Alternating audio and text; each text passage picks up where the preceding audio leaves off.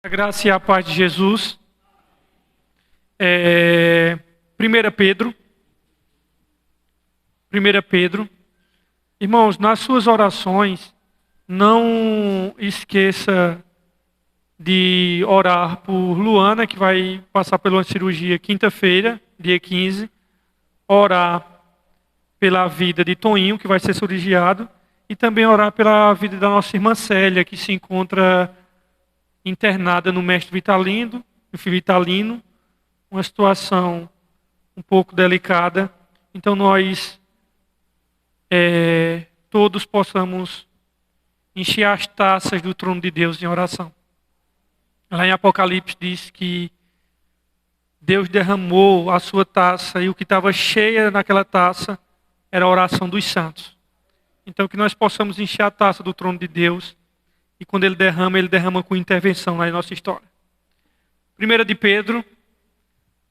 Há 2 semanas, irmãos, nós começamos uma nova série de estudos, de sermões, na carta de Pedro, na 1 de Pedro. E se você está começando a frequentar a nossa igreja, ou nos visita, é útil você saber disso, que nós temos o costume de fazer uma pregação expositiva em série. O que significa isso? Significa escolher um livro inteiro da Bíblia e ir do primeiro versículo até o último versículo, leve quantos sermões levar. Semana passada, nós começamos a pregação dos versos 1 e os versos 2. 1 e 2 nós estudamos. Gastamos, inclusive, mais de 1 hora explicando esse versos 1 e verso 2, porque ele tem muita coisa. Muita coisa mesmo. Nós estudamos aqui sobre o que é pré-conhecimento. Vimos a questão do Pai, do Filho e do Espírito Santo trabalhando na obra da salvação, de acordo com os versos 2. Então eu levei mais de 1 hora só para expor o verso 1 e 2. Então significa que se eu vou expor 3 versos hoje, eu vou gastar. Acho que em torno de meia-noite a gente termina hoje. Estou brincando, irmão. Não vou terminar meia-noite, não. 11h59 eu encerro, tá? Então, irmãos, nos últimos sermões, falamos sobre o comecinho de Pedro, né? Nós falamos sobre a introdução, o porquê dessa carta ter sido escrita. E semana passada nós vimos o assunto maravilhoso de que a nossa salvação, que é comum, é fruto do planejamento da ação divina, do Deus Trino. É normal que nos sintamos forasteiros, peregrinos, cidadãos de uma terra da qual nós nunca estivemos. E isso dá uma sensação de estranhamento, e nós vimos isso semana passada. Então, depois desses 2 versos, Pedro agora ele vai começar louvando a Deus. Ele começa assim, os versos 3 até o versículo 5. Ele diz: bendito seja o Deus e Pai do nosso Senhor Jesus Cristo. Conforme a sua grande misericórdia, Ele nos regenerou para uma esperança viva, por meio da ressurreição de Jesus Cristo dentre os mortos. Para uma herança que jamais poderá perecer, macular-se ou perder o seu valor. Herança guardada nos céus para vocês, que mediante a fé são protegidos pelo poder de Deus, até chegar à salvação prestes a ser revelada no último dia. Esse texto que nós acabamos de ler, veremos aqui nessa passagem como Pedro demonstrará quão importante é ter uma perspectiva ampla da obra de Deus em nossa salvação.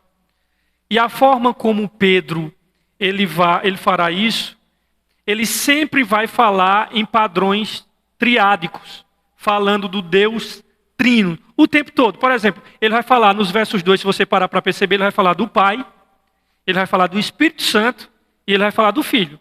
Só é você analisar o versos 2. Aí o que é que acontece? Isso ele está falando que na pessoa de Deus, na própria divindade, existe uma pluralidade de pessoas, uma tríade. E no concernente à salvação, ele vai dizer a mesma coisa, que ela é obra do Pai, do Filho e do Espírito Santo. Então, a tríade na divindade, vocês podem notar que existem imagens trinitarianas em 1 de Pedro. Isso vai ficar claro logo no versículo 2, logo de cara, no teor da carta, ele vai falar sobre isso. E eu falei bem semana passada. Essa semana acho que as meninas vão estar postando um vídeo. Então, vocês podem, os que não vieram, podem ver isso de forma mais detalhada. Só que Pedro também, ele começa do versículo 3 até o 12, dos versos 3 até o 12, aquilo que nós chamamos de doxologia. É um louvor a Deus que Pedro está fazendo. E esse povo aqui estava sofrendo. E o que é curioso, em vez de Pedro entrar logo no assunto do sofrimento, ele diz, não, nós vamos louvar a Deus. Nós vamos olhar para os céus e celebrar aquele que está no trono do universo. É isso que Pedro faz aqui. Interessante é que essa saudação dos versos 1 e 2, ela vai transbordar para dentro da nossa passagem. E ela vai transbordar com esse mesmo padrão trinitário. Os 3 primeiros versos, por exemplo, e aqui eu já vou dar o esboço para os dois próximos estudos. Por exemplo, esse verso que nós vamos estudar hoje, 3, 4 e 5, ele vai focar na obra do Pai. Interessante é que na semana que vem você vai perceber que ele vai falar do nosso relacionamento com o Filho. Isso vai ser do versículo 6 até o versículo 9. E depois, no último trecho, dos versos 10 ao 12, ele vai falar da obra do Espírito Santo. Pai, Filho e Espírito Santo, dividido bem direitinho. Aqui, hoje nós vamos falar dos versos 3 aos 5. E o apóstolo Pedro, ao fazer isso, ele quer destacar como a salvação ela é uma realização divina do início ao fim. A salvação, irmãos, é coisa de Deus. Não é coisa do homem. O homem, olha, ele nunca inventou isso, nunca desejou isso. Ele estava perdido, não tinha condições de fazer nada. E a Bíblia vai mostrar, como disse Jonas, a salvação pertence ao Senhor e ninguém mais. As 3 pessoas estão envolvidas nessa obra redentora e elas o fazem de forma completa. Pedro começa dizendo assim, versos 3. Ele diz: bendito seja o Deus e Pai. Ele inicia a passagem com o bendito. Pedro aqui, ele está louvando a Deus, irmãos. Louvando a Deus Pai. Pelo quê? Por nossa salvação. Aqui é um louvor a Deus por esse resgate, por essa obra, que ele já tinha falado dessa obra no versículo 2, que nós vimos semana passada. E o Pedro, que chorou amargamente, depois de ter negado Jesus, depois de ter ouvido a exortação de Jesus, dizendo que ele ia negar, ele disse, não, qualquer um aqui nega, menos eu. Esse mesmo Pedro que chorou amargamente, que negou Jesus 3 vezes, agora está jubilosamente louvando ao Deus de toda graça. O Deus que o resgatou, o Deus que o restaurou. E ele aqui está declarando os louvores a Deus, o Deus que preserva os que são dele. E Pedro começa com adoração. Por quê? Porque Pedro... Se esse povo estava sofrendo, estava no meio do Império Romano, já começando perseguição, por que Pedro começa louvando?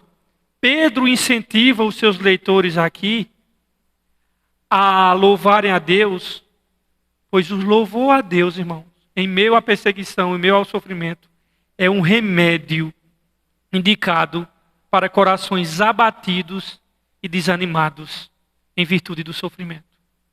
Tá? Não sei, meu irmão, não sei se é a sua situação. Mas se você chegou aqui abatido, desanimado, assolado, tem um remédio bom indicado para você. Adore a Deus. Adore a Deus, pois é o remédio indicado, o melhor remédio para o coração que está abatido e desanimado, seja por causa do sofrimento, por causa de alguma decepção. Louvar a Deus é o grande remédio para aqueles que estão sofrendo.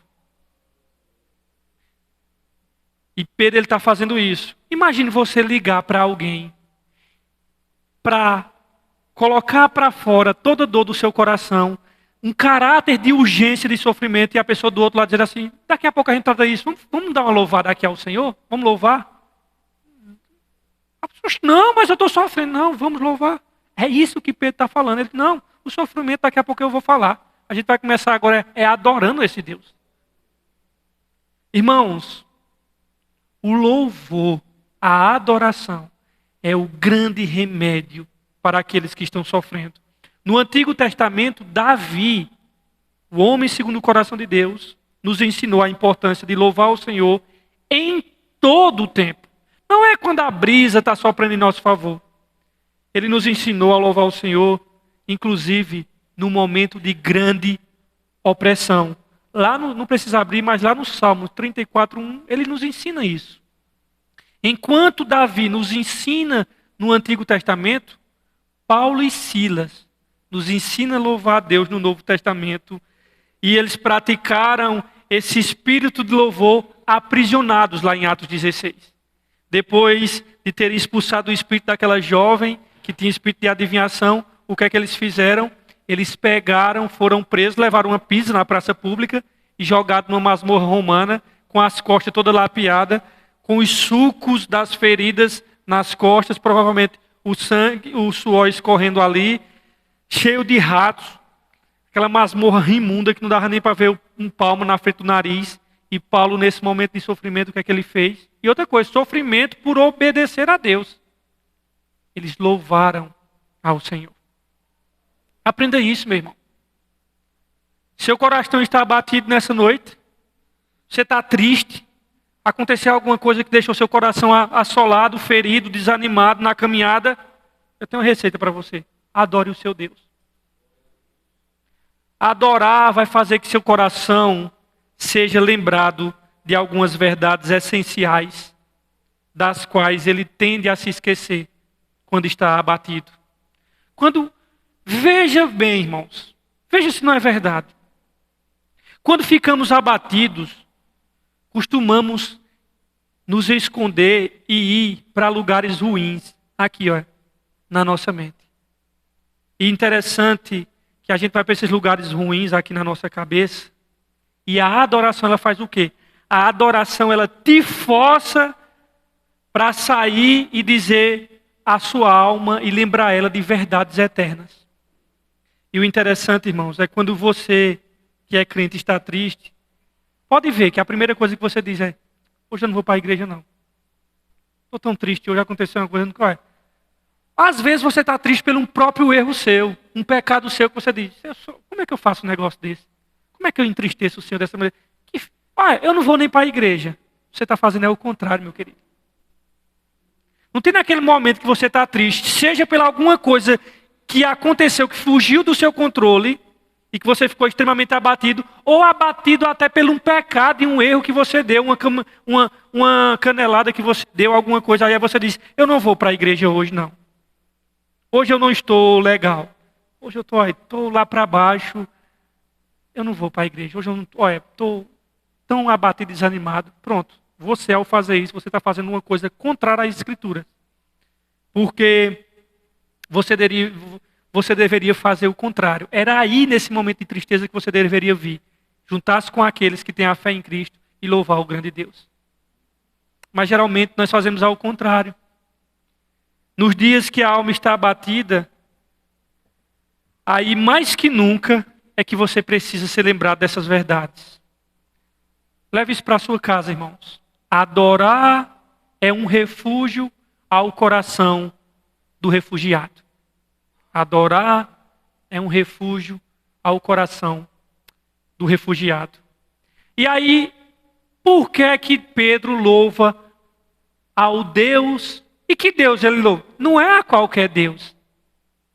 O Deus que ele louva, ele vai dizer: quem é esse Deus? Bendito seja o Deus e Pai de quem? Do nosso Senhor Jesus Cristo. Se nós chegarmos aqui nessas portas da igreja aí fora, a sociedade é secularizada, é pluralista. Que Deus? Aí eles vão perguntar: não, mas que Deus você está falando? Qual é o Deus? Meu querido, mas Deus não é um só não. Quem é seu Deus? O seu Deus é o Pai de Jesus Cristo, que enviou ele para salvar pecadores. Não, então, esse Deus eu expulso ele em nome de Jesus, porque o único Deus verdadeiro é aquele que é Pai de Jesus Cristo, meu querido. Não importa do qual continente você nasça, o que é que você creia, o único Deus verdadeiro, que nós sabemos que é o Deus verdadeiro, me diga se ele é o Pai de Jesus Cristo. Porque se ele não for, a gente expulsa ele na hora. Na hora, porque o único Deus verdadeiro é aquele que enviou Jesus, meu amigo. E você só consegue conhecer o Deus verdadeiro por meio de Jesus. Qualquer conceito de Deus que não esteja enxergando Deus pelas lentes de Cristo é uma caricatura de Deus. É uma pseudo-divindade. O Deus verdadeiro, ele é o Pai de Jesus Cristo. E aí, meu querido, ele diz assim, e ele vai começar a louvar a Deus. Sabe o que é aqui? Ele louva a Deus pela regeneração. Versos 3. Bendito seja o Deus e Pai do nosso Senhor Jesus Cristo. Conforme a sua grande misericórdia. Ele fez o que, irmãos? Ele nos regenerou. Vamos parar aqui nessa passagem aqui, regenerou. Irmãos, entenda bem. A nossa vida, ela é resultado da misericórdia do Pai. É resultado da misericórdia do Pai. Sabe o que significa essa palavra regenerou? É a palavra novo nascimento. Portanto, Pedro está louvando aqui, dizendo, olha, nossa vida é resultado da misericórdia do Pai de Jesus Cristo. Ninguém nasce por vontade própria, irmãos. Nem naturalmente, nem espiritualmente. Lá em João 13, não precisa abrir, no Evangelho de Jesus, segundo o relato de João, ele começa dizendo no versículo 11, veio para o que era seu e os seus não receberam. Ao verso 12 diz assim, mas a todos quantos o receberam, deu-lhes o poder de serem feitos filhos de Deus. Aí os versos 13 diz assim, os quais quem? Os quais filhos de Deus? Não nasceram da carne e nem do sangue, mas nasceram de Deus. Então, ninguém recebe crédito por ter nascido. E Pedro está dizendo que quando não tínhamos ideia de quão mortos nós éramos, a misericórdia do Pai de Jesus Cristo nos trouxe a vida. Deus nos fez nascer de novo. Ele nos regenerou pelo seu próprio poder. Ele que nos fez nascer. Assim como Nicodemos não tinha nem ideia de que precisava nascer de novo, nós também não tínhamos ideia de que precisávamos nascer de novo. Era igual Nicodemos nós. E uma semente sobrenatural, divina, deu início a uma nova vida. Bendito seja o Pai do nosso Senhor Jesus Cristo, que nos regenerou. Regeneração, palavra paligenesia no grego, novo nascimento. Novo nascimento. Todos nós, vocês sabem, um dia fomos gerados biologicamente. Um dia, duas células, uma masculina e uma feminina, se encontraram e nasceu essas gracinhas aqui que são vocês e eu. E o que é que acontece, irmão? Você foi gerado. Mas eu quero dizer uma coisa a vocês. Você, meu irmão, que é de Jesus, um dia na sua vida, talvez, não sei se foi adolescente, jovem, se foi homem já feito, mulher adulta, um dia Deus fez você nascer pelo poder dele. Ele que fez isso. Por isso que a palavra novo nascimento lá em João 3 é nascer do alto, nascer de cima. Agora, por quê é que nós precisamos dessa regeneração? Por que é que Pedro diz que Deus nos fez nos regenerou. Para que isso? Para que essa tal dessa regeneração? Por que é que eu preciso disso? Não tem aquele ditado que diz assim, né? Esse é o meu jeito, eu nasci assim, eu não vou mudar, esse é o meu jeito. Aquela filosofia de Gabriela. Aquela filosofia de Gabriela. Eu nasci assim, eu cresci assim. Pronto, as pessoas dizem assim, não, isso é meu jeito. É por isso que Jesus diz, você tem que nascer de novo, porque esse seu jeito não presta. Então sabe por que é que a Bíblia diz que ele nos regenerou? É porque a nossa condição natural, meu amigo, não era coisa boa não. Não é nada boa de acordo com o diagnóstico bíblico. Todos nós nascemos debaixo da culpa e da condenação. Todo ser humano já nasce troncho, empenado. Na realidade, já nasce com essa pré-condição. Ele, ser humano, segundo a Bíblia, nasce com uma condição tão severa de sua pecaminosidade, que essa condição ela é tão séria que ela nos impede de vermos o real problema de nossa vida. Porque o pior cego é aquele que não consegue nem enxergar o seu problema. O ser humano não precisa de reforma, meu querido. Quem já viu reformar algo que não presta? Ele precisa nascer de novo. Imagina uma casa que ela esteja para ruir, para cair mesmo. Os tijolos, meu amigo, só tem 2 dedos, o tijolo está todo desgastado. A casa, a única solução é derrubar ela. Imagina você pegar, não, vamos aqui dar uma pintura, botar um cal, não adianta não, meu querido. Não adianta reforma para o ser humano. Ele precisa de novo nascimento. Por isso que aquela ideia, isso é meu jeito, eu nasci assim. Não, você nasceu assim, por isso que Jesus disse, você deve nascer de novo. Senão você nem entra e nem vê o reino de Deus. E o pecado, ele nos cegou de uma maneira tão severa que ele nos faz cegos para o nosso real problema. Por exemplo, se você sair aqui nas ruas, seja na feira de Caruaru, ali perto do Parque do Forró, na Gaminon, onde você quiser, vá na rua, vá no centro da cidade aqui, nos dias de movimento, e indaga as pessoas, faça uma enquete, perguntando a elas, olha, qual é o maior problema da tua vida?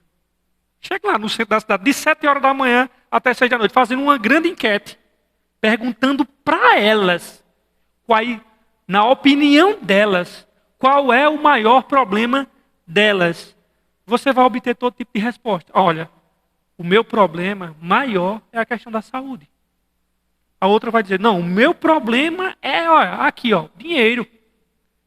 O meu problema, na verdade, é o desemprego.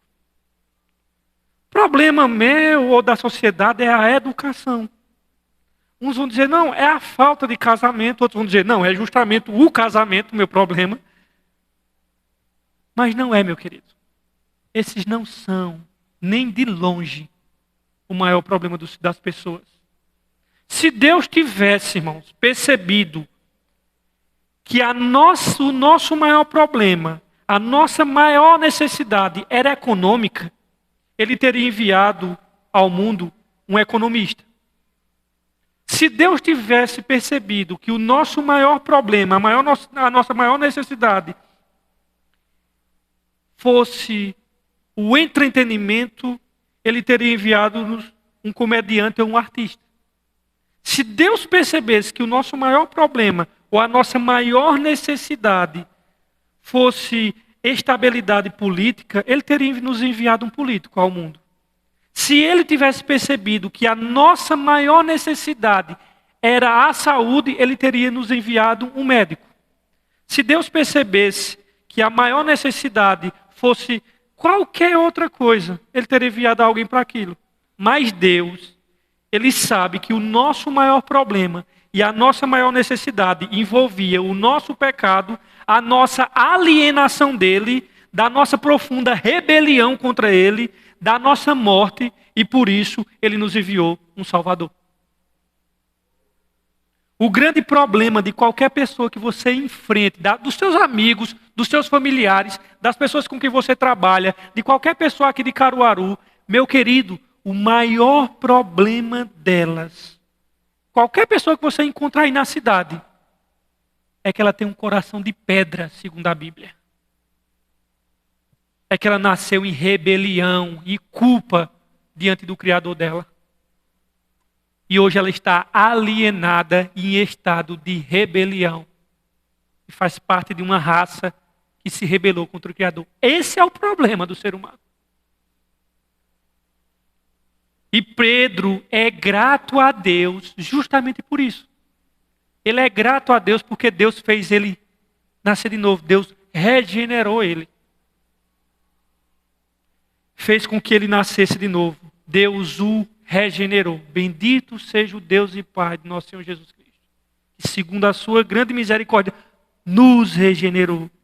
Irmãos, você está matriculado na escola de Pedro, você é grato a Deus por isso?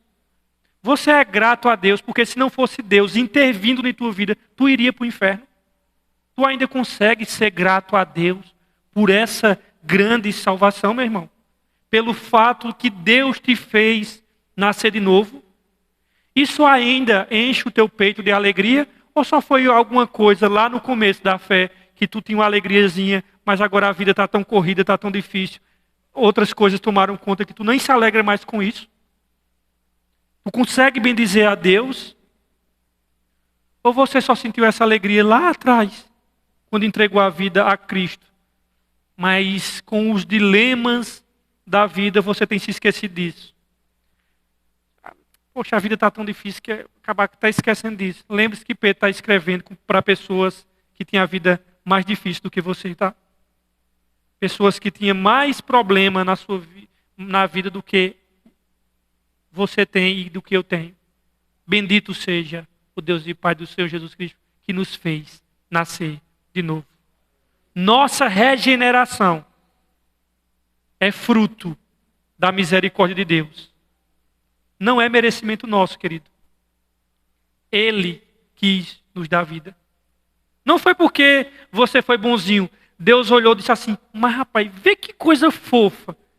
Tão bonzinho danado que eu não posso fazer outra coisa a não ser fazer ele nascer de novo. Porque ele está andando tão direitinho, ele está andando tão na linha que seria uma injustiça eu deixar de salvar um cabo tão bom desse. Meu querido, não é assim não. Não foi desse jeito. Na verdade, Deus nunca olhou para você e disse, que gracinha, está tão bem andando desse jeito, eu vou fazer ele nascer de novo. Não. Mas para que é que ele nos regenerou? Interessante é que ele conecta isso para uma direção e uma causa. A direção ele nos conectou, sabe para quê? Ele diz assim, olha, bendito seja o Deus e Pai de nosso Senhor Jesus Cristo, conforme a sua misericórdia, ele nos regenerou para quê? Para uma viva esperança. Observe que aqui ele está conectando para uma direção. A direção é que ele nos regenerou para quê? Para uma viva esperança. Essa é a direção. Mas não é, ele só não conecta com a direção. Ele também vai oferecer uma causa. E a causa é a morte de Jesus Cristo. Quando ele diz assim, para uma viva esperança, por meio da ressurreição de Jesus Cristo dentre os mortos. Então, a direção é uma viva esperança. E a causa é a ressurreição de Jesus Cristo dentre os mortos. Vamos olhar aqui primeiro, viva esperança. A viva esperança, quando ele diz assim, ele nos regenerou para uma viva esperança, ou uma esperança viva. Eis a nossa esperança viva. A expectativa, irmãos, de ser levado ao nosso lar celestial. A nossa esperança não é morta, irmãos. Ela é uma esperança viva. O povo do Evangelho, ele é o povo da esperança. Agora, esperança, segundo o Novo Testamento, não é a esperança que nós temos hoje em dia. Porque o que é que está na cabeça dessa galera aí quando diz esperança? O cara faz um joguinho ali na Mega Sena, no Caruaru da Sorte, e diz, eu tenho esperança, né? Ele acha que é assim. Aí acha que Pedro está falando de esperança nesse...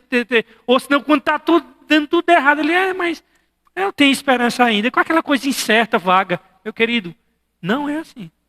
Novo Testamento, esperança é certeza. Então, a expectativa que Pedro fala aqui de ser levado ao nosso lar celestial, a fim de estar com Cristo e ser semelhante a Ele para sempre. Viva esperança. É o elo entre o nosso presente e o futuro. É isso que Pedro está nos mostrando. O Evangelho, irmãos, é a notícia da esperança. E o que é interessante é que nós não caminhamos para um futuro desconhecido. Nós marchamos para a glória eterna, irmãos.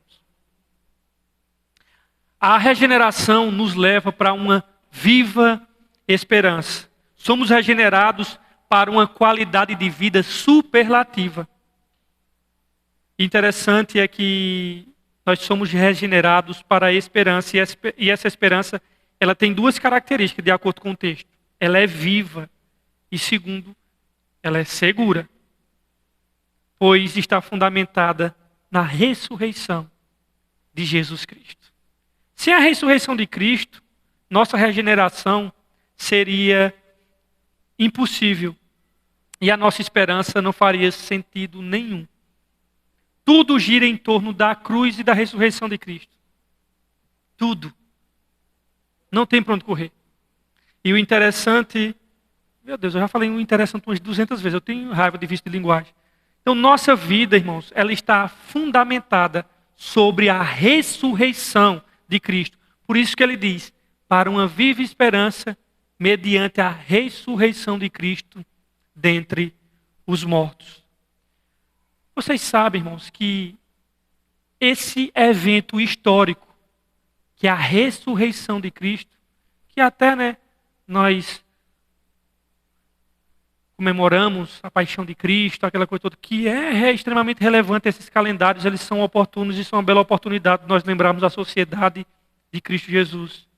Esse evento maravilhoso, quando ele diz aqui, olha, por meio da ressurreição de Jesus Cristo dentre os mortos.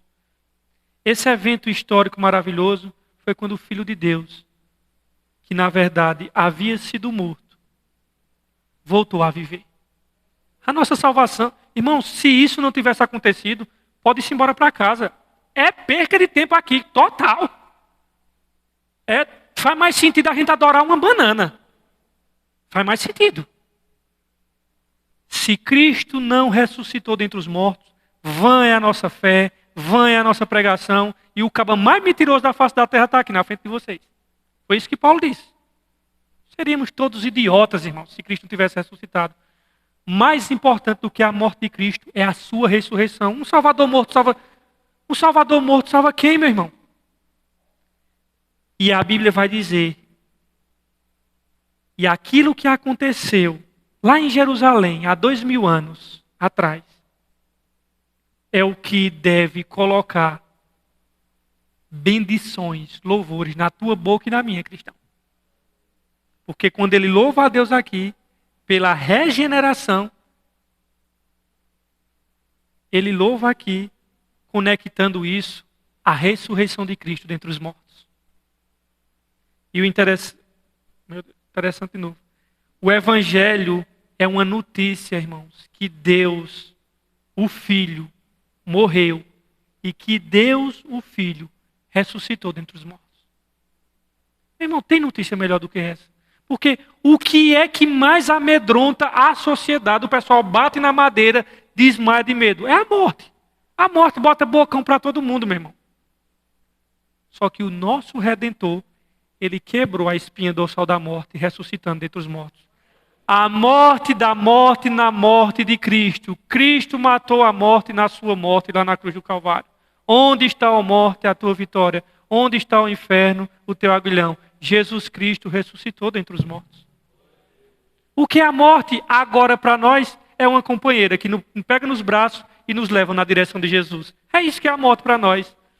A carranca da morte já não nos assusta mais, irmãos. Se o problema da nossa eternidade foi resolvido, então as questões circunstanciais, nós devemos nos lidar com ela de forma tranquila. E por causa do que aconteceu lá, em Jerusalém, há 2000 anos, você tem vida. Sabe por que você foi regenerado? Sabe por que Deus fez você nascer de novo? Por causa da morte e ressurreição de Cristo Jesus. O mesmo poder que fez você nascer de novo, o mesmo poder que te regenerou, foi o poder que ressuscitou Jesus dentre os mortos. E o poder que ressuscitou Jesus dentre os mortos fez você nascer de novo. para essa viva esperança. É o mesmo poder. O mesmo que faz Jesus ressuscitar dentre os mortos, foi esse mesmo poder que te regenerou. Isso é maravilhoso, porque a nossa salvação, ela está em direta conexão com o que aconteceu na cruz do Calvário e depois do terceiro dia. Está linkada, é linha direta. Mas interessante é que nossa vida visa uma herança eterna assegurada pelo próprio Deus. Veja o que é que o apóstolo Pedro diz nos versos 4.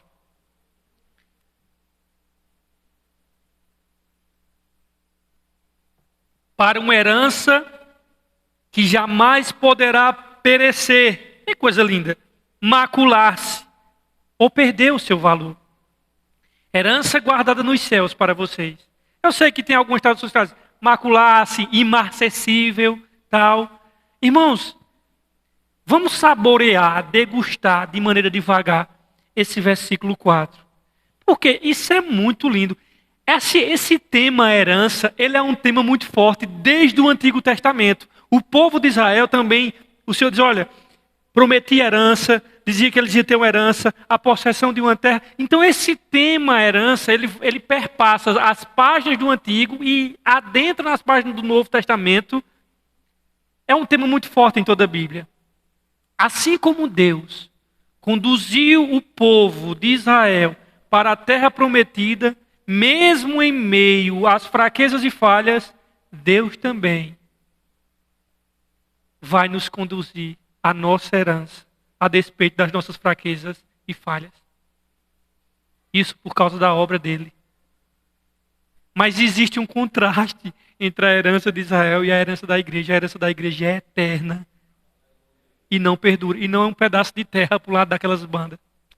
Por mais que importante que seja. Veja os 3 adjetivos que Pedro usa nos versos 4 para falar da nossa herança. Ele usa a palavra incorruptível, sem mácula e imarcessível. Irmãos, no mundo materialista que nós vivemos, quando fala em herança, a gente fica todo animado. Eita, herança, né? Eita. Aí morre um familiar, já começa a herança e a família já começa a se devorar por conta de herança. A gente fica todo animado com essa questão de herança. E existem, vocês sabem, infelizmente, confusões entre familiares por conta de herança. Eita, herança é a casona, os milhões na conta. Mas não é desse tipo de herança que o texto está falando, bobinho. Eu nem me preocupo com herança, porque eu acho até chique quem herda joias, herda casa e tal. Lá em casa a gente só herda diabetes, pressão alta, essas coisas. É a herança que tem pra gente. Só que essa herança que é algo tão maravilhoso, irmãos, que não dá para falar dela diretamente. Só dá para falar dela pelo que ela não é. Já perceberam? Ele não diz assim, essa herança, ela é assim. Não, ele diz, ela não é perecível, ela não é. Ele fala dela de maneira indireta, não pelo que ele é. Porque se ele for falar como é que a gente vai entender se a gente não sabe o que é lá? Então ele fala pelo que ela não é. Por quê? A gente não conhece o que é mácula, o que é mancha, aí ele diz, olha, não tem mancha. A gente não conhece aquilo que se acaba, ele diz, olha, lá não se acaba. Mas pode ver que ele não diz como ela é, ele diz como ela não é, porque se ele for dizer como é que é, a gente não saberia e não entenderia. E é até difícil dizer em palavras. E aí ele utiliza 3 adjetivos. Sabe qual é o problema das heranças desse nosso mundo, irmãos? É que elas estragam, é que elas perdem o valor. Heranças nesse mundo acabam, querido. Quebram e perdem o valor. Mas quando Pedro fala, aqui nos versos 4, da herança que nós temos, que está guardada nos céus, ele fala com características maravilhosas. Primeira coisa, incorruptível. É algo que não é sujeito à corrupção, que não perece, que não apodrece, que não se deteriora, que não se estraga, que não perece. Como os teus tesouros aqui nesse mundo que tu tem, acontece tudo isso. Os tesouros dos homens, com o tempo, começa a deterioração. Ao passar do tempo, meu querido, mesmo que você herde coisas dos seus avós, dos seus antepassados, elas vão se deteriorando ao longo do tempo. Aquilo pode ter valor simbólico. Simbólico, porque foi simbolismo. Mas vai se acabar, meu querido. E aquele valor simbólico, se você oferecer para a sociedade, ninguém quer de graça. Porque tem valor simbólico para você. Sabe por quê? Porque tudo que tu vai herdar da tua família, se você herdar, na verdade, tudo isso vai se corroendo, se corrompendo, se destruindo. Às vezes nem funciona. Só está ali como valor simbólico. Às vezes é uma máquina de costura que herdou de alguém, da minha avó, era uma roupa dela, aí a roupa da avó passou para a filha, passa para a neta, daqui a pouco não serve mais não para outra geração não. Então assim, e se você deixar coisas para os seus filhos e os seus netos, elas vão funcionar por pouco de tempo. Elas vão se estragar. A blusa linda da sua mãe, ó, essa blusa linda de mãe que passa para a sua filha, não vai chegar nem na sua neta. Ela vai se deteriorar ao longo do caminho. Tudo nesse mundo caído vai se corroendo, meu querido. Você pode chegar assim e dizer assim, eu vou encher o ego do meu filho, eu vou dar aqui a ele uma Ferrari, uma Porsche. Vai daqui a 30 anos para tu ver quanto é que vai valer. Nada. Os bens que passou tanto tempo para você conseguir, que você lutou, eles se deterioram. Todo mundo que deixou coisas para trás, coisas que se deterioram. Só que deixa eu te dizer uma coisa, cristão. A tua herança no céu não. Que Deus te deu pela graça. O texto está dizendo aqui que não se acaba. Interessante, benção, esse interessante é uma benção.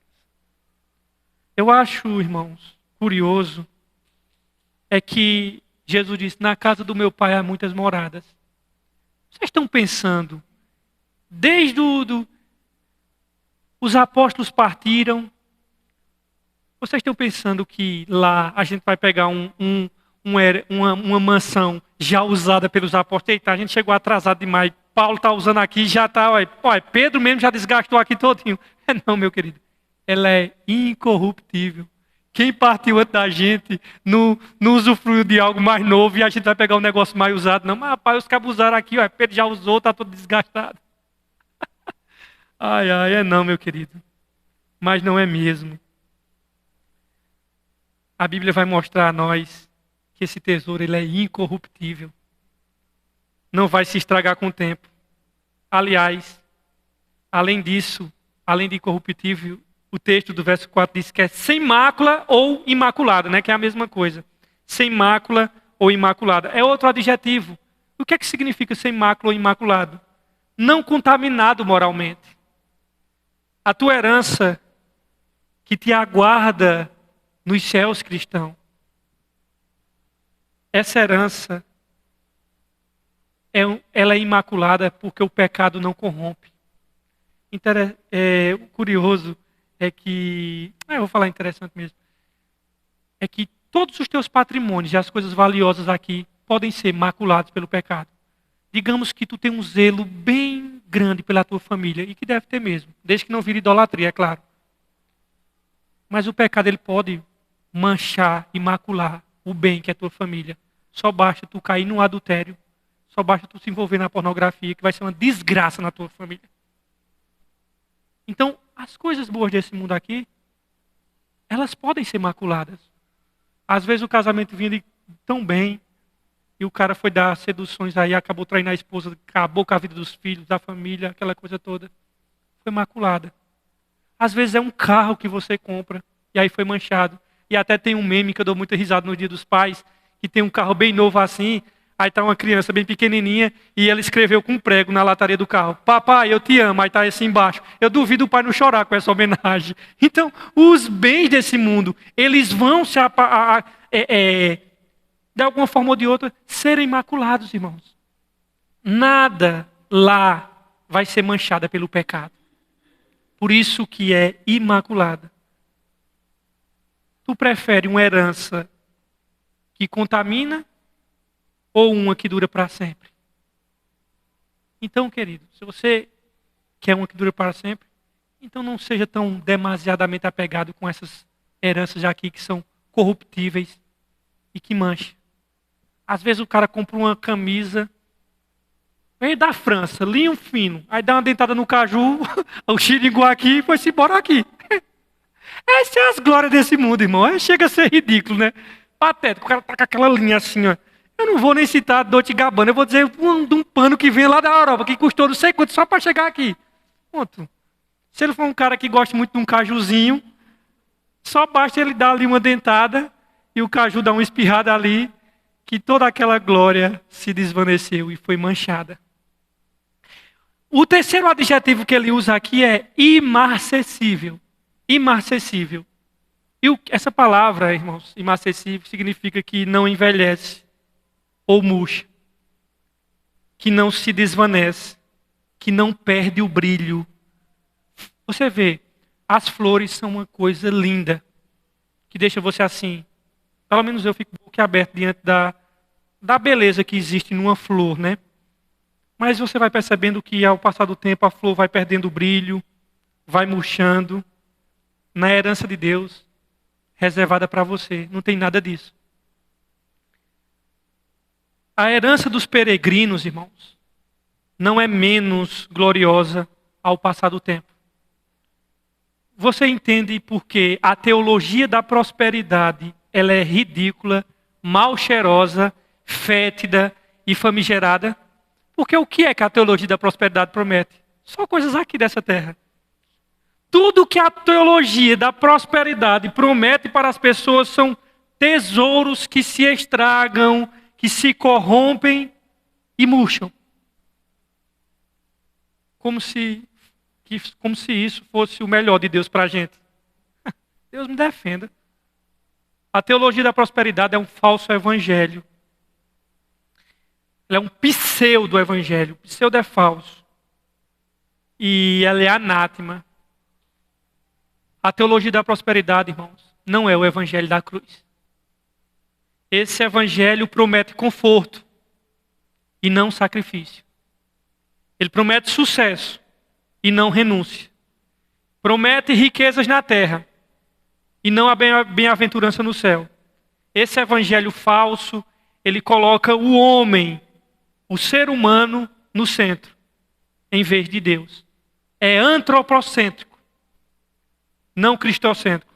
Nesse evangelho falso, mentiroso, maldito da teologia da prosperidade, é Deus quem está a serviço do homem e não o homem que está a serviço de Deus. Nesse pseudo-evangelho, é a vontade do homem que deve ser feita nos céus e não a vontade de Deus que deve ser feita na terra. Esse pseudo-falso evangelho, maldito evangelho, oferece bem-aventurança na terra e não a bem-aventurança no céu. O evangelho da prosperidade é um falso evangelho. Confunde prosperidade com salvação, riqueza na terra com bem-aventurança no céu, troca a cruz pelo dinheiro, a bem-aventurança eterna pela prosperidade, a salvação pelo sucesso. Esse falso evangelho da teologia da prosperidade substituiu a promessa das mansões celestiais pelas mansões da terra. Se você não sabe o que é o evangelho da prosperidade, é tudo aquilo que é de Macedo, Universal, Mundial, Valdomiro, R.R. Soares, essa galera prega aí, Comunidade da Graça, tudo isso, esses aí, que é os mais famosos, né? Esse pseudo-evangelho, ele atrai multidões, mas não reconcilia o homem com Deus. Produz entusiasmo da carne, mas não alivia a consciência da culpa. Enche o pecador de soberba, em vez de levá-lo ao pó do arrependimento. Constrói castelos de areia, mas não faz nenhuma provisão para o céu. Esse evangelho falso, ele tem ludibriado muitos obreiros gananciosos, atraído muitas pessoas avarentas. Por isso que eu digo que a turma que vai lá também não é inocente. Quando eu me converti, eu tinha a noção que os camaradas safados eram os que pregavam e ali eram os bichinhos, tudo inocente. Bichinho nada. 50% da culpa para cada um. Para quem vai e para quem prega.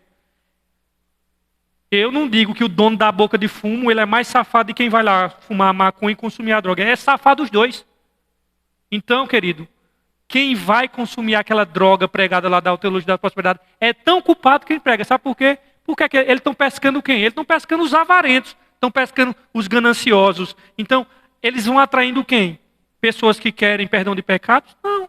Eles vão atraindo pessoas avarentas e afastando de Deus os incautos, em vez de conduzi-los ao Salvador Jesus. Nos promete carro, roupa nova, casa nova, blá, blá, blá. Nada disso é incorruptível.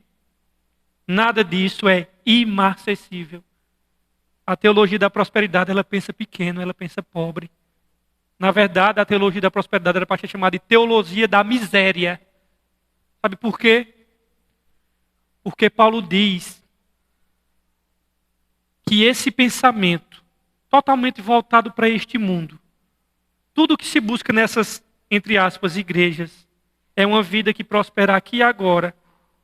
Paulo tem uma expressão em 1 Coríntios capítulo 15, e só essa expressão de Paulo, eu só preciso de um versículo para esmagar, destruir, acabar com a teologia da prosperidade.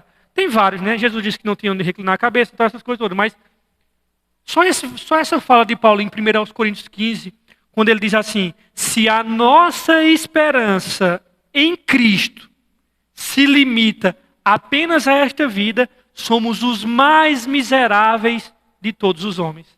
Paulo diz, olha, se tua esperança em Cristo só é para essa vida, então tu é o mais miserável de todos os homens. E a teologia da prosperidade, ela só oferece coisas para esta vida.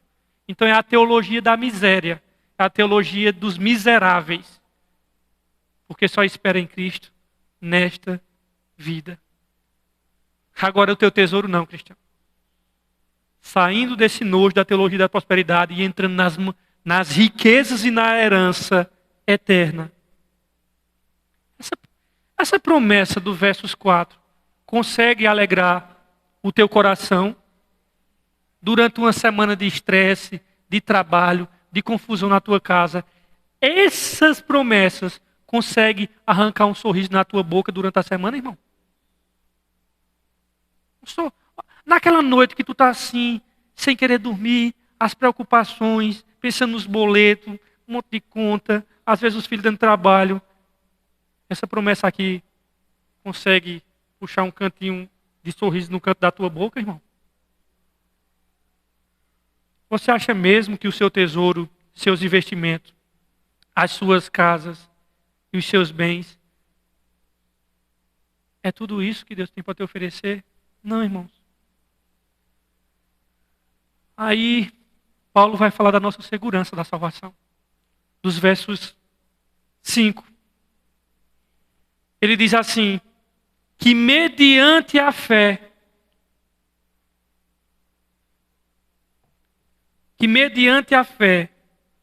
são protegidos pelo poder de Deus até chegar à salvação prestes a ser revelada no último tempo.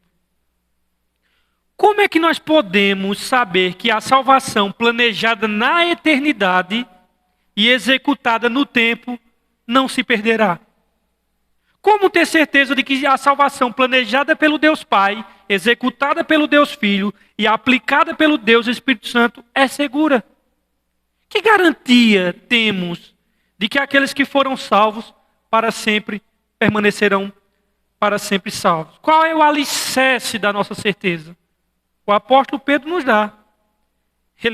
Ele vai dizer que a segurança da nossa salvação é garantida pelo próprio poder de Deus. Que sois, olha o que ele está dizendo no versículo 5. Que mediante a fé sois protegidos. A minha diz protegido, talvez a de vocês diz sois guardados, né? Sois guardados pelo poder de Deus. Entenda bem, meu irmão. A segurança da tua salvação não está na tua frágil e fraca mão, mas repousa sobre o poder das mãos de Deus. Jesus, em João 10, 28, ele diz assim: dou-lhes a vida eterna e nunca hão de perecer. E ninguém as arrebatará da minha mão. É como se alguém que invocasse Cristo pegasse essa pessoa e colocasse na mão e fechasse. Ele diz: ninguém as arrebatará da minha mão. Só que o versículo seguinte, o versículo 29, diz assim: meu Pai, que me deu, é maior do que todos. E ninguém pode arrebatá-las da mão do meu Pai. Aí sabe o que, é que o Pai faz? Faz assim em cima. Na mão de Cristo e na mão de Deus. Não tem Satanás do mundo que tire um negócio desse. Você está salvo porque o mesmo Deus que nos salva também é o Deus que garante a nossa salvação. Nada, nem ninguém pode nos arrancar dos braços de Jesus. Nenhum poder nos céus ou na terra pode nos afastar do amor de Deus que está em Cristo Jesus. Uma vez salvo, salvos para sempre. Só que você pode dizer assim, eu não sei se vocês perceberam, mas alguém pode dizer: não, mas você não percebeu que Paulo joga a salvação aqui para o futuro, né? Alguém pode dizer que ele diz assim, que mediante a fé são protegidos pelo poder de Deus até chegar à salvação prestes a ser revelada. E alguém pode dizer assim: oxe, mas a salvação, eu não achava que eu já era salvo, mas ela não vai ser prestes a ser revelada. Então, se ela está prestes a ser revelada, logo eu não posso ter certeza de salvação. Não, meu querido, não é assim. Você tem que entender, e aí eu faço questão de vocês irem no canal da Boas Novas, ou no Instagram da Boas Novas, que eu fiz questão de gravar um vídeo explicando as 3 etapas da salvação. Porque se você não entender a salvação como um todo, você vai se confundir. Por quê? Porque ora na Bíblia, os verbos vão estar sendo conjugados no passado. Vai dizer, ora na Bíblia vai dizer que eu fui salvo. Ora na Bíblia vai dizer que eu estou sendo salvo. E ora nas Escrituras vai dizer que eu serei salvo. E a pessoa vai dizer, oxe, fui salvo, estou sendo ou serei. As 3 coisas. Eles estão falando da totalidade da salvação em aspectos diferentes. A salvação tem 3 aspectos, tem 3 tempos. Aspecto passado, presente e futuro. O remido, no que diz respeito à culpa do pecado, ele já foi salvo. Nenhuma condenação há para os que estão em Cristo Jesus. Então, da penalidade do pecado que levava ele à condenação do inferno, quando ele creu no Salvador, ele foi salvo naquele instante. Por isso que a Bíblia diz, pela graça sois salvos. Só que pecado não é apenas culpa. Pecado também é hábito. Pecado também é costume. E a Bíblia vai dizer que do domínio, do hábito, do domínio do hábito e do costume do pecado, eu estou sendo salvo. Mas veja que na culpa do pecado eu fui salvo. Isso é justificação. No aspecto presente que eu estou sendo livre do domínio do pecado, isso acontece na santificação. Justificação é um ato, santificação é um processo. Então, o que é santificação? Santificação é esse processo de estar se despindo do pecado, porque pecado não é só culpa, mas é o hábito, se ficar livre do hábito do pecado. Então, é salvo diariamente do poder do pecado ao permitir que o Salvador viva por meio dele. Então, eu fui salvo da culpa, estou sendo salvo do domínio através da santificação. E o terceiro aspecto, que é o que Pedro tem aqui quando ele diz assim, a salvação prestes a se revelar do último tempo, ele não está pensando na culpa e nem no hábito do pecado. Ele está falando da presença do pecado. Porque pecado não só é culpa, pecado não só é hábito, pecado também é presença. E a Bíblia vai dizer que da presença do pecado, nós só seremos livres na vinda de Cristo Jesus. Ou com a nossa morte. Aí nós seremos livres da presença do pecado. E outra coisa, essa salvação prestes a se revelar no último dia, sabe o que é? É nós ganharmos corpos gloriosos. Sabe qual é a última etapa da salvação que falta? Nós ganharmos corpos semelhantes ao de Cristo Jesus.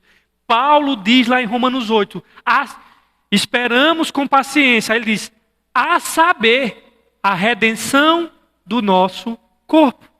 Porque Deus só não vai resgatar o nosso espírito barra alma.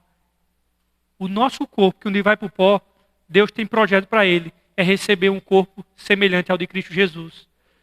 A nossa pátria está no céu, de onde aguardamos o Salvador, o Senhor Jesus Cristo, que transformará o nosso corpo abatido, ou o corpo de humilhação, dependendo da tradução, para ser conforme o seu corpo glorioso. Essa é a última etapa da salvação, e é isso que Pedro tem em mente. Quando ele diz, a salvação prestes a se revelar no último dia. Quando ele diz, será salvo da presença do pecado no momento da glorificação. Seu corpo será transformado e glorificado e ficará livre do pecado para sempre, das enfermidades e da morte. Sabemos que quando ele se manifestar, seremos semelhantes a ele. Irmãos, o texto diz, guardados pelo poder de Deus. Essa palavra no grego, guardar, era um termo utilizado no contexto militar.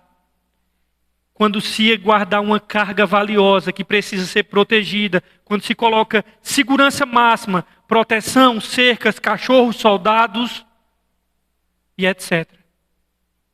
Sabe por que tu vai chegar lá na glória?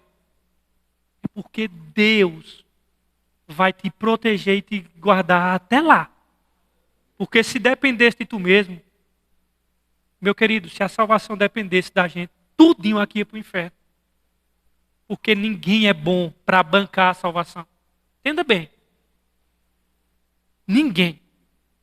Deus não é um irresponsável de dizer assim, tirei agora você, viu, do sofrimento. Agora anda por esse mundo aí, peregrino, sozinho, que eu vou te deixar o teu bel prazer lá no... Se tu conseguir, a gente se encontra lá no final. Deus não é irresponsável, não, irmão. Ele nos resgata nas trevas, pega na nossa mão e diz, agora eu vou caminhar ao seu lado. A garantia de que tu, remido, sei que nasceu de novo, vai chegar até o final, não é pela força da tua fé e devoção. É por causa do poder de Deus que vai te guardar. E Ele vai fazer isso em todos aqueles que são salvos. Quem te protege não é a marinha, não é os exércitos, não são os mísseis, não é a segurança humana, é o poder de Deus que te guarda. E esse poder que te guarda foi o poder que te fez nascer de novo. E vê a conexão. O poder que ressuscitou Jesus de entre os mortos é o poder que me regenerou e é o poder que vai me guardar até o final. O poder do Criador que te guarda, o poder que fez Jesus voltar dentre os mortos. Deus te fez peregrino, irmãos. Não te tirando desse mundo e deixando você por aí ao sabor do vento, fazendo sua própria segurança. Agora faça sua própria segurança, viu? Ele está te pegando pelas mãos e vai te conduzir até a cidade santa. A única garantia de que nós chegaremos lá é porque nós somos guardados pelo poder de Deus. Filipenses 1,6. Aquele que começou a boa obra em nossa vida há de completá-la até o dia de Cristo. Isso opera através da fé. Às vezes na caminhada cristã é verdade que ficamos tristes, desanimados, pensamos em desistir. Isso é verdade, durante a peregrinação. Mas você, assim como Pedro, deve bendizer ao Senhor pelo fato de que você vai chegar até o final. Não foi a tua esperteza que te fez nascer de novo, irmão. Não foi a sua atuação que adquiriu essa herança eterna. Não vai ser a tua força que vai fazer tu chegar até o fim. Ao Senhor pertence a salvação. É tudo dele, por meio dele e para a glória dele. Nós somos forasteiros que não sabe se vai chegar no lugar ou não. Não, nós não somos esse tipo de forasteiros. Nós temos a certeza de algo firme, sólido. E eu quero que você entenda bem, para eu fechar aqui, graças a Deus eu vou terminar em tempo. A peregrinação é um instante. É um instante, irmãos. A propósito, Você já pensou como você vai terminar os seus últimos dias aqui na terra? Porque vocês sabem que no meio do povo de Deus está cheio de pessoas perdidas. E pessoas que começaram crendo, no meio do caminho abandonaram. E não é que elas perderam a salvação, é que elas nunca foram salvas. Lá desde o primeiro século, João disse, olha, saíram de nós porque não eram de nós. Paulo teve vários companheiros que depois ele disse, é perdido, não eram salvos. Se aqueles que você dava o Pai do Senhor a você, no meio do caminho eles ficaram, é porque eles nunca foram. Jesus disse, no dia que ele foi, na noite que ele morreu, ele disse, nenhum pai daqueles que tu me deste se perdeu, a não ser o filho da perdição. Entenda bem, meu querido. Como é que você quer terminar os seus últimos dias aqui na terra? Que você termine com essa fé robusta, dizendo, eu quero ver meu Salvador. Você não pode, irmãos, à luz de tudo isso que você está dizendo, viver sua peregrinação aqui na terra de forma irresponsável. Você não pode seguir a filosofia de Zeca Pagodinho, deixar a vida me levar, a vida leva eu, tal. Não. Você tem um Deus que te salvou, que te deu dons, e Ele vai cobrar o seu tempo aqui na terra, meu querido.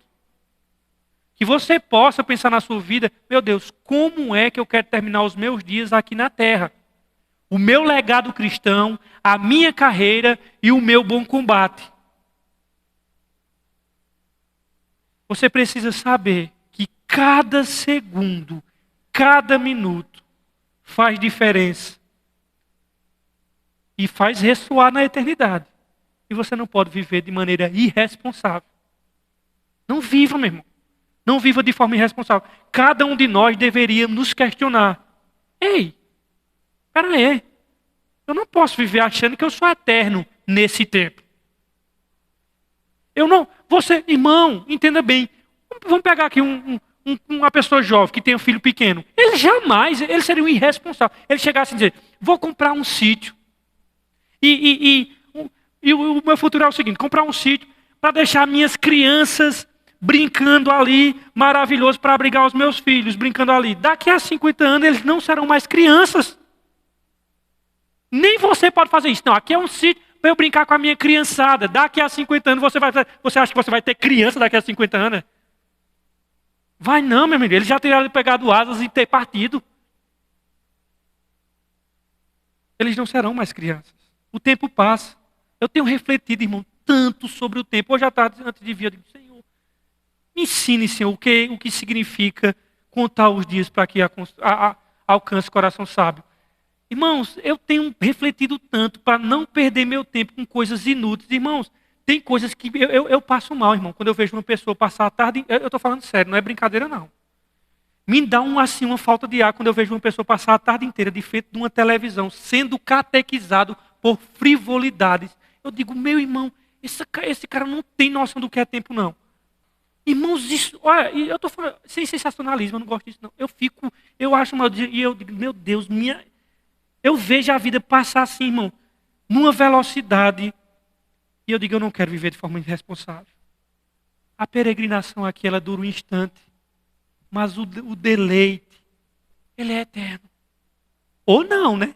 Se você não for cristão, não vai ter nada de deleite, vai ser eterno. Agora, deleite, não. Irmãos, um dia tu vai chegar no fim da tua jornada. Eu vou chegar no fim da minha jornada. Vai vir pessoas aqui, ó, Deus vai levantar pessoas para pregar. A boa nova nunca vai se acabar. Mas pode acabar a placa, mas a igreja não. Depois de mim vai ter pessoas que vão pregar, vão estar aqui. Como tiveram outras pessoas aqui pregando, já foram embora. Ninguém é insubstituível. O cemitério está cheio de pessoas insubstituíveis. Tu vai chegar um dia, irmão, no fim da tua jornada. Um dia tu vai ter, e eu vou usar a linguagem do livro mais vendido depois da Bíblia, O Peregrino, que tem alguns irmãos aqui que já leram. Lê esse livro antes de morrer. Que ele vai falar da vida do cristão aqui nessa terra antes de chegar na Cidade Santa. E aí a última etapa é atravessar o rio. Então eu vou usar essa linguagem dele, tá? Antes de chegar na Jerusalém, a Cidade Santa, ele fala de todas as tentações, os desânimos, as lutas que a gente enfrenta aqui, até chegar na Cidade Santa. Aí ele diz, a última etapa é atravessar o rio. E eu vou pegar essa linguagem. Um dia que tu chegar no fim da tua jornada, irmão, teu coração vai parar de bater, despedir dos familiares, o que tu fez, o que tu fez. Se fosse uma pessoa boa aqui, que deixasse saudade, as pessoas vão sentir saudade. Enfim, um dia você vai ter que atravessar o rio. Um dia tu vai ter que atravessar as fronteiras da morte. E ao passar pelos umbrais da morte, tu vai ouvir, cristão, harpas celestiais.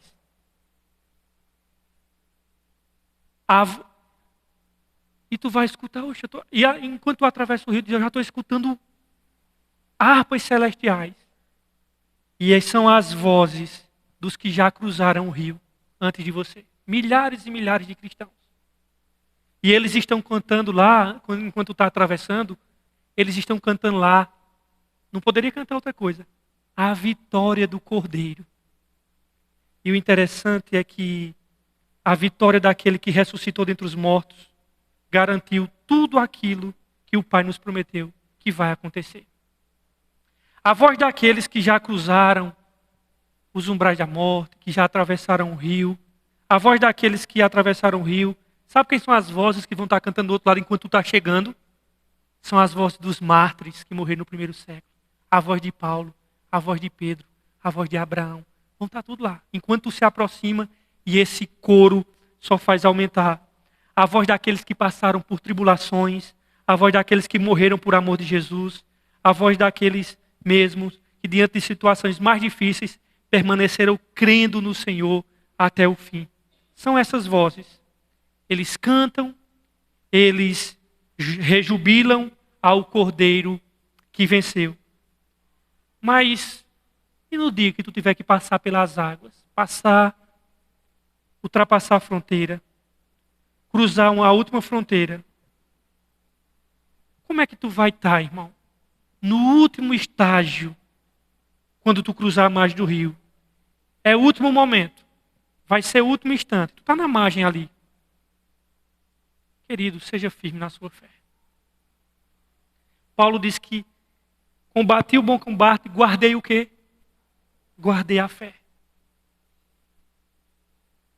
Porque no fim, a verdadeira fé, ela começa crendo no fim da jornada e ela termina crendo no fim da jornada. E eu quero dizer uma coisa. Essa verdadeira fé ela é firme no começo e no fim. E não seja um iludido não, viu? Se você encontra um cristão, pode ter congregado aqui. Eu conheço pouquinho que congregou aqui, que eu diga assim, eu não sou o secretário da Trindade não, mas esse daqui dá todas as evidências que não nasceu de novo. Daqui. Se iluda não, meu irmão. A verdadeira fé ela começa crendo e ela termina crendo.